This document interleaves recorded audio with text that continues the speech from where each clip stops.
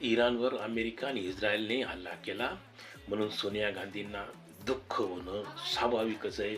नरेंद्र मोदींवर आगपाखड करणं स्वाभाविकच आहे की जी बाई बाटला हाऊसमधील अतिरेकी मारले गेल्यावर ढसाढसा रडली होती ती ख्रिश्चन बाई इराणमधील हल्ल्यावर रडणारच आहे.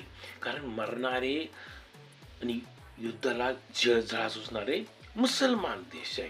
आणि मुसलमान म्हटलं की तथाकथित धर्मनिरपेक्ष डसाडसा रडतात, त्यांचं आतडं तुटतं, त्यांचं तिळतिळ मारतात.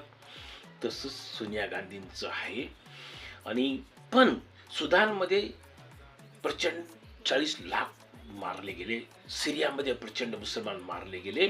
पण हे तिथं एका शब्दाने बोलणार नाही, कारण मारणारे मुसलमान आहेत आणि मरणारे मुसलमान आहेत, म्हणून यांचं ढोंग तुम्ही समजू शकता.